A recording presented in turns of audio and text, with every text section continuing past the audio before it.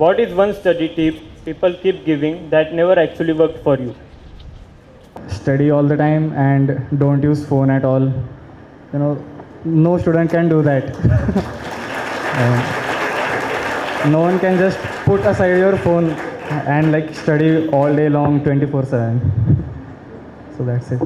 Perfectly rigid routine कि सुबह 7 बजे उठ जाना, 7 से 9 पढ़ाई करना, 9 के बाद क्लास पे चले जाना, ऐसा कभी फॉलो नहीं होता है. कभी भी नींद खुलती नहीं एग्जैक्ट समय पे. कभी भी जो बोलते ना ये कि यही समय पे पढ़ाई पे बैठूंगा, यही समय पे उठूंगा, ऐसा कभी नहीं होता. वो एक फ़्लो में आ जाता है. फ़्लो स्टेट बोलते हैं उसको, कि एक बार पढ़ाई करने लगते हो फिर कुछ आजू बाजू का भाव नहीं रहता. टाइम कैसे जाता है तो समझ में नहीं आता. कभी कभी वो फ़्लो स्टेट आता है, कभी कभी नहीं आता है. कभी कभी 3 घंटे पढ़ाई होती है, फिर कभी कभी 5 घंटे भी हो जाती है कंटिन्यूअस. कभी कभी 1 घंटे भी नहीं होती. तो फिर मेरे लिए वो है. लेक्चर करने से सब हो जाएगा ऐसे लगता है, वो बिल्कुल गलत है. कंप्लीट साइलेंस में पढ़ाई करना. आई ऑलवेज नीड म्यूज़िक और some noise going on around me to concentrate. तो कभी कंप्लीट साइलेंस में मैं नहीं पढ़ पाती, मेरा दिमाग डिस्ट्रैक्ट हो जाता है कम्प्लीटली. जेई मेंस का रिज़ल्ट लगा तब फर्स्ट सेशन. तब मेरे टीचर्स और पेरेंट्स सब बहुत ज़्यादा खुश थे और सब सरप्राइज थे. मैं खुद सरप्राइज था क्योंकि मुझे भी नहीं लगा था इतना अच्छा रिज़ल्ट आएगा. सो जेई मेंस का फर्स्ट रिज़ल्ट मेरे एक्चुअली में 2 है. मैं 2025 में भी एग्ज़ाम दिया था. उसमें मेरा नहीं हो पाया क्योंकि मेरा OMR शीट भरना रह गया था. मेरा समय ख़त्म हो गया था. तो फिर मैं मैम से एक दिन पहले मिला था कि मैम मैं आऊँगा तो रिज़ल्ट लेके ही आऊँगा वरना आऊँगा नहीं. ऐसा मैंने मैम को बोल के निकला था. उस समय मेरा रिज़ल्ट आया नहीं. उस दिन के बाद मैंने पेज के जो बोलते ना गणेश कॉलोनी में जाना बंद कर दिया कि मैं कभी जाऊँगा नहीं. जब मेरा रिज़ल्ट आएगा तभी क्लियर करने के बाद मैम से सीधा मिलने जाऊँगा. तो जैसे ही 3 मई की नीट हुई, मैंने उसी समय 1 घंटे के अंदर, पेपर होने के 1 घंटे के अंदर मार्क्स कैलकुलेट करे. 653 एग्जैक्ट मार्क्स.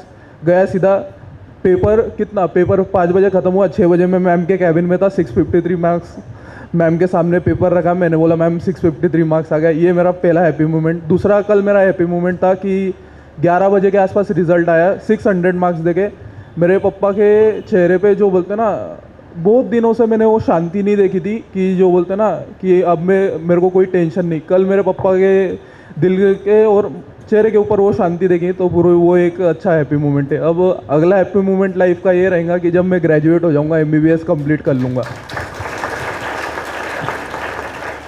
जब लाइक ऑनेस्टली ये 2 साल were a very ups and downs बहुत ज़्यादा फेस किए हैं मैंने. तो I wasn't expecting very much from myself when the results came out. But जब मैंने चेक किया तो मैं लेटी थी फ़ोन पकड़ के, एंड मैंने रिजल्ट देखा and I jumped up and directly call my dad and mummy और पापा को मैंने साथ में बताया कि मेरा ऐसा ऐसा रिज़ल्ट हो गया है, मतलब हो गया है, मेरे को कॉलेज मिल जाएगा वगैरह वगैरह. And I was so so so happy. मैंने सारे फैमिली मेम्बर्स को खुद से कॉल किया कि हो गया हो गया हो गया. तो मतलब वो हैप्पीनेस इतना एक्सप्लेनेबल नहीं है, but I was genuinely very happy.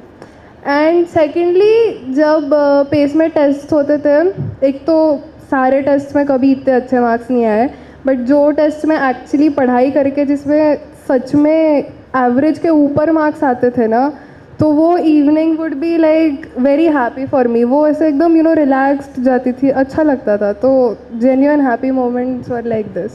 तो मेरा हैप्पी मोमेंट तो कल ही था जब रिज़ल्ट आया था. मतलब 1 साल ड्रॉप के बाद जो रिज़ल्ट आने की जो खुशी रहती है पूरे फैमिली की, स्टूडेंट की, टीचर्स की, तो कल ही मेरा हैप्पी मोमेंट था.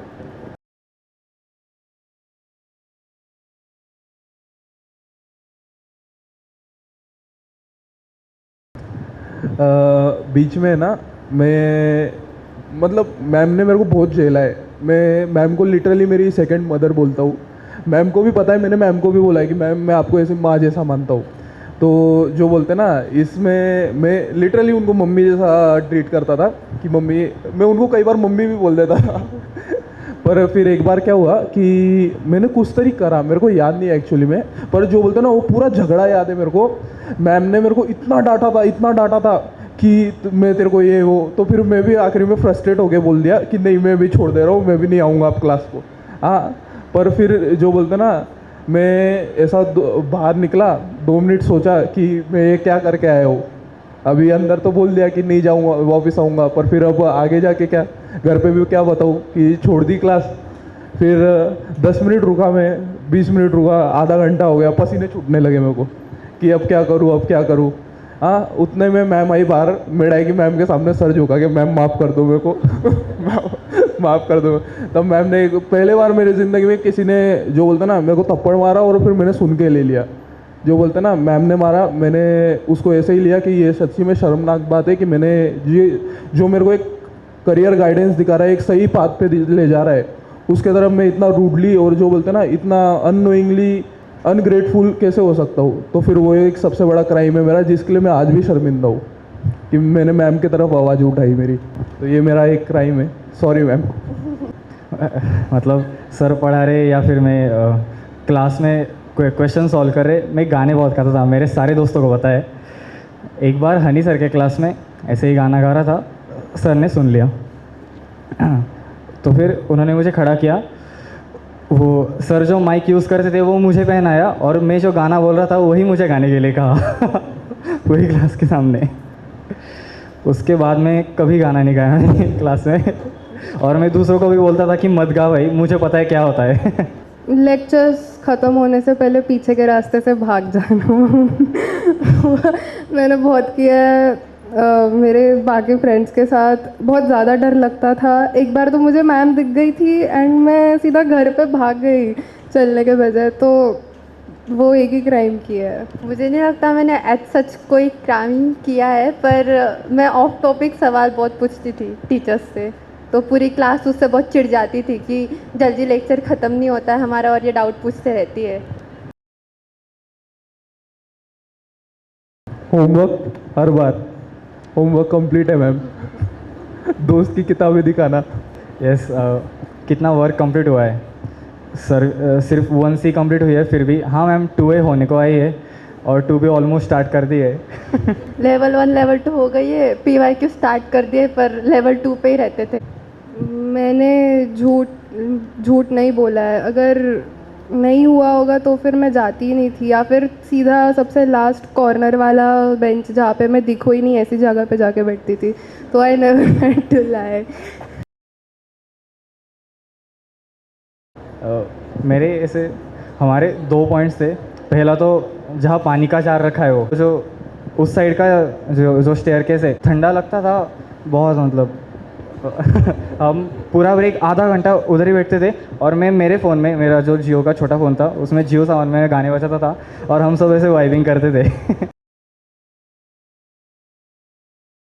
शायद ऐसा बता नहीं सकूँगा क्योंकि पूरे 2 साल मतलब प्रिपरेशन के अराउंड ही थे बस पढ़ाई करनी है, कॉलेज निकालना है वही था। तुम्हें के साथ लोग आजू बाजू में भी और तुम्हारे साथ जो है वो लोग बदलते, तुम उसके उन लोगों के चेंज के ऊपर कभी अपसेट नहीं हो सकते कि पहले हम दोनों इतने अच्छे दोस्त थे और इसके बाद इतने, अब तो बात भी नहीं होती। तो फिर लोगों को लेट गो करते आना चाहिए, एक ये चीज़। सेल्फ डाउट, मतलब मुझे लगता था कि मैं नहीं कर पाऊँगी, कि अभी तो ज़्यादा कुछ नहीं हो पाएगा वगैरह वगैरह, but what ever it may be, कितना ही हार्ड हो, कितना ही प्रॉब्लम्स क्यों ना है, in the end you are going to be happy. So just go with the flow, trust the process and don't doubt yourselves. That is what I've learned.